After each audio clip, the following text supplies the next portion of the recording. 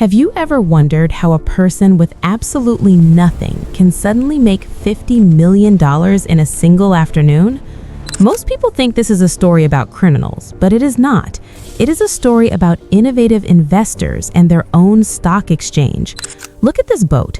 It is a piece of junk. It smells like rotting fish. It is held together by rust and prayer. But in 2008, this junk was the most profitable asset on the planet. It was better than gold. It was better than Bitcoin. It was better than real estate. I am going to show you how a group of men with no shoes built a stock exchange. They traded human lives instead of tech shares. Imagine a village where a local grandmother could trade a single hand grenade for a $50,000 payday. By the time this video ends, you will understand why the world's most powerful navies were helpless against a bunch of guys in flip-flops. But first, you need to hear about the most embarrassing mistake in history. If you stay until the very end, I will show you how a single ship captain lost $20 million. He lost it all because he forgot to lock one single door. You will not believe how easy it was for the pirates to win. To understand greed, we have to look at hunger. Somalia did not choose this. They were pushed into the water. In 1991, the Somali government collapsed. Overnight, the law vanished. Massive ships from Europe and Asia showed up like vultures. They were not just fishing, they were vacuuming the ocean floor. They stole $300 million of food every year.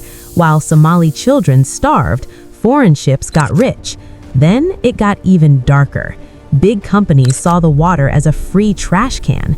They dumped nuclear waste in the ocean. Rusted barrels washed up on the beaches. They leaked green sludge. The fish died and the people got sick.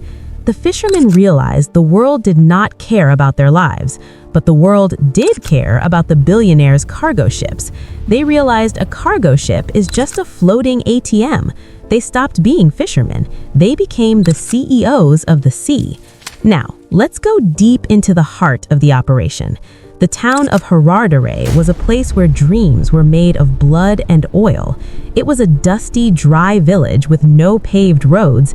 It had no banks and no big office buildings, but it became the financial center of the pirate world. In 2009, this tiny town opened the world's first pirate stock exchange. This was not a secret meeting in a dark room. It was a public market. It was open 24 hours a day. Imagine a place where everyone is a shareholder. The pirates realized that big missions needed big money. They needed fast boats, they needed satellite phones, they needed heavy machine guns. These things cost a lot of money. To get the cash, they invited the whole community to invest. It was like a crowdsourcing project for a heist. You did not need to be a fighter to get a piece of the pie. You just needed to contribute something useful. The system was very simple.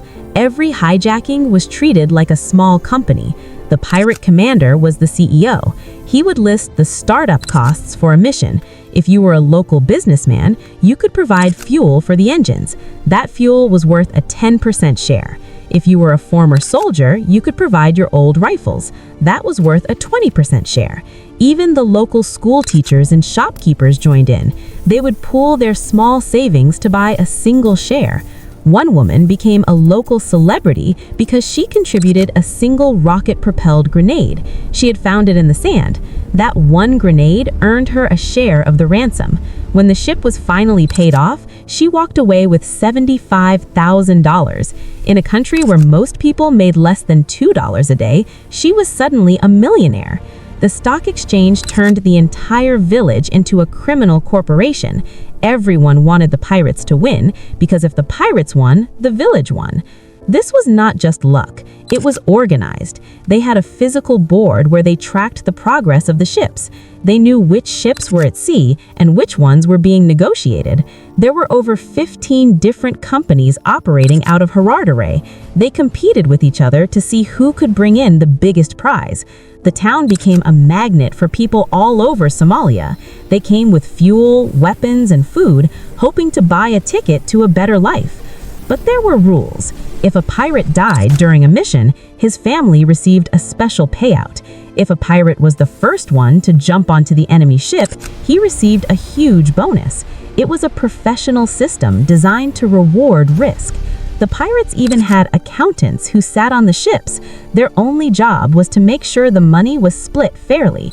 They knew that if they cheated the investors, the money would stop flowing. Greed was the only law that mattered. Now, imagine you are a sailor on a massive cargo ship. You are 500 miles from land. You are in the middle of the deep blue ocean. You look at the horizon and feel safe. You think no one can reach you out here. But you are wrong. The pirates were not just staying near the beach. They had a secret weapon. They used what they called motherships. These were larger boats they had already stolen. They acted like floating bases in the middle of the sea. A mothership is like a mini aircraft carrier for criminals. It carries food, water, and extra fuel. But most importantly, it carries the skiffs. These are small, open wooden boats with 2 or 3 massive engines bolted to the back. The mothership would sit quietly in the shipping lanes for weeks. The pirates would wait like sharks in the dark. They used simple radar and satellite phones to track the big tankers. When they spotted a target, they didn't just sail towards it, they hunted it. Suddenly, the skiffs are lowered into the water. 2 or 3 of them scream towards the giant ship at 40 knots. The cargo ship is as tall as a building and as long as 3 football fields. It is made of thick steel, but it is slow. It's like a giant elephant being attacked by a pack of wolves. The captain tries to turn the ship, but it takes miles to move. He tries to speed up, but the pirates are faster. They pull up right alongside the hull where the sailors cannot see them. The pirates throw a long, light ladder made of wood or rope. One man grabs it. He starts to climb. He is wearing flip-flops and carrying an old rifle. He reaches the deck in less than 30 seconds. He doesn't need to be a soldier, he just needs to be first. As soon as he stands on the deck and fires a shot into the air, the ship is lost. The crew is terrified. They have no weapons. They run to the bridge and lock the doors, but it is too late. The pirates now own a $100 million ship. Once the pirates take the bridge, they turn the steering wheel. They don't want the cargo, they don't want the oil, they want the ship to go back to Somalia. This is the start of the hostage phase. The sailors are gathered in a single room. The pirates tell them that if they behave, they will live. If the company pays, everyone goes home. The pirates are very calm. They are not looking for a fight, they are looking for a payday. They anchor the ship near the coast, and the long wait begins. While the ship sits at anchor, the stock exchange back on land goes into high gear. The investors send out fresh fruit, meat, and even cigarettes for the pirates and the hostages. They want to make sure the assets stay alive. If the crew dies, the investment becomes worthless. The pirates even hire translators. These men speak English and sit on the ship just to talk to the owners in London or New York. This is not a war anymore. It is a business negotiation that takes place over the phone. Now the real game begins. The ship is anchored, the crew is trapped, but the pirates do not talk to the families of the sailors. They do not care about the small people. They want to talk to the men in expensive suits. They call the insurance companies in London. They call the ship owners in New York. To do this, they hire professional negotiators. These men are the brokers of the pirate world. They speak perfect English. They understand how big companies work. They don't make threats like you see in movies. They talk like businessmen. The negotiation is a psychological war. It is not about violence. It is about patience. The pirates start by asking for $20 million. The insurance company offers $500,000. The pirates laugh and hang up the phone. Then they wait.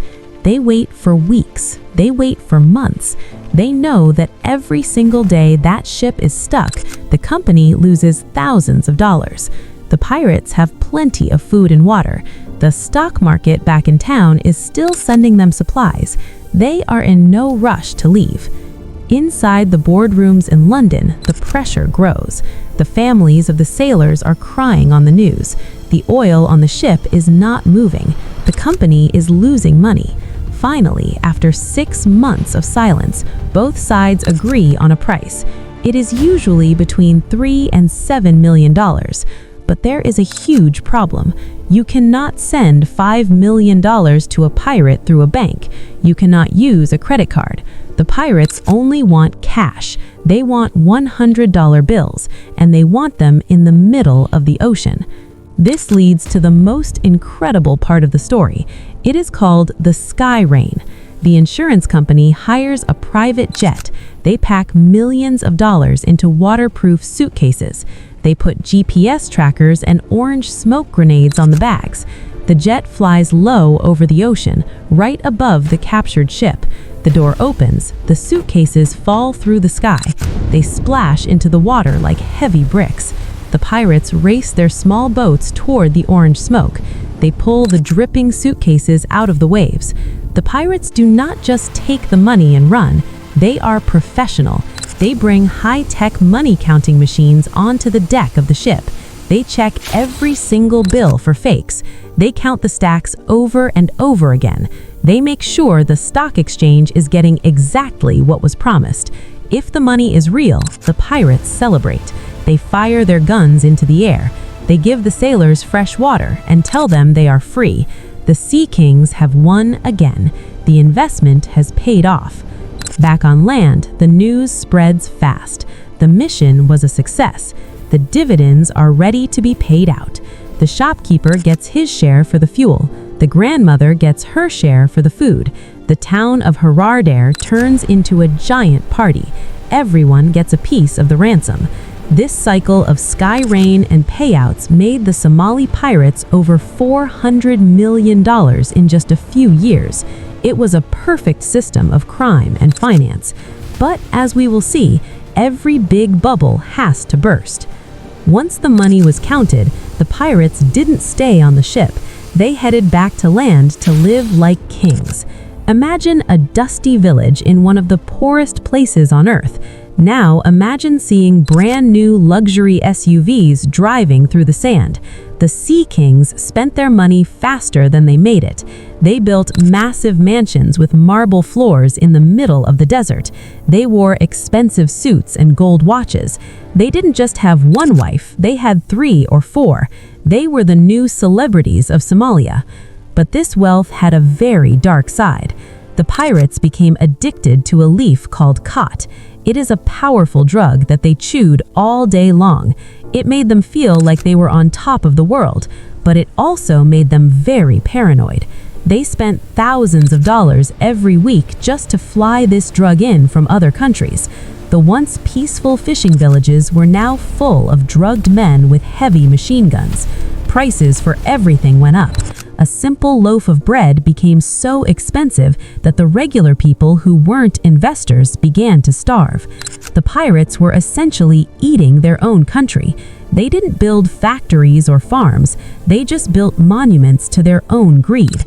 They even started to fight each other. Different pirate companies began to go to war over the best spots on the coast. The stock exchange in Harardhere started to see its first signs of trouble. It wasn't just the drugs and the fighting, though. The pirates had become too successful. They had poked a sleeping giant, and the giant was finally waking up. The world's superpowers finally got tired of the bill. Every time a ship was taken, it slowed down global trade. It made gas prices go up in America and Europe. So the world sent in the big guns. This was not a fair fight. The US Navy, the Russian Navy, and even the Chinese Navy joined forces. They sent massive ships called destroyers. These ships had radars that could see a tiny wooden pirate boat from miles away. They had snipers who could hit a target from the deck of a moving ship. The rules of the game changed overnight. Shipping companies stopped being victims. They started hiring private maritime security teams. These were former Special Forces soldiers. They lived on the cargo ships. They hid behind sandbags with high-powered rifles. When the pirates tried to climb their ladders, they weren't met with scared sailors anymore. They were met with a wall of lead. The pirates were being hunted. Their investments were starting to sink to the bottom of the ocean. the pirate stock exchange began to crash. Investors in the village started losing everything. They would provide the fuel and the guns, but the boat would never come back. The mansions in the desert began to crumble. The luxury SUVs ran out of gas and were left to rust in the sun. The Sea Kings were losing their grip. The easy money was gone. But before we finish, we have to talk about the most famous ship ever taken. This is the story that changed everything and led to the biggest mistake in history.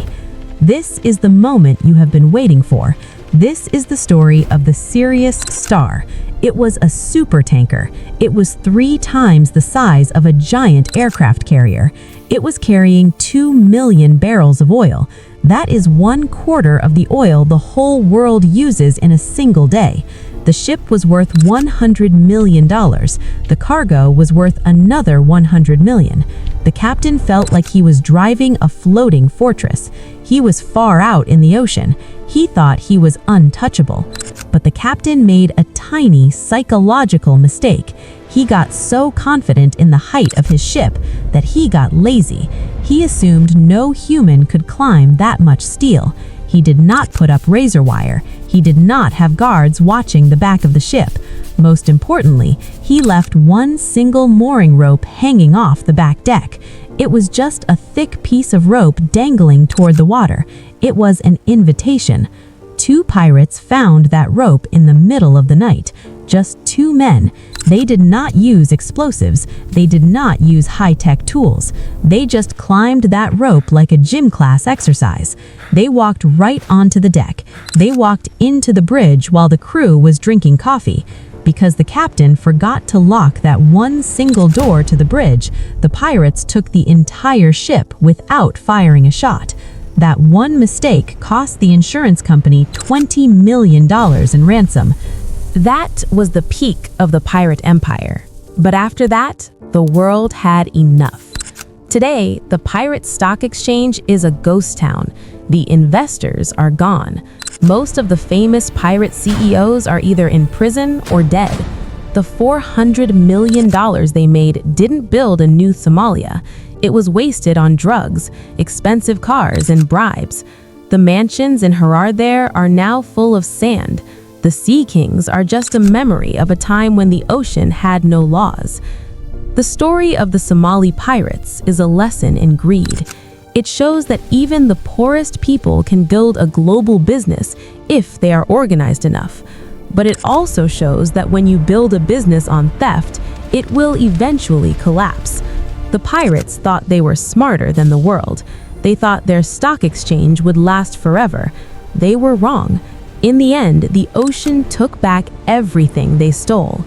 So the next time you see a map of the ocean, remember the guys in flip-flops. Remember the grandmother with the grenade. And most of all, remember the captain who forgot to lock his door. In a world of billion-dollar ships, a single rope is all it takes to change history. Thank you for watching until the very end. If this story shocked you, hit the like button and subscribe.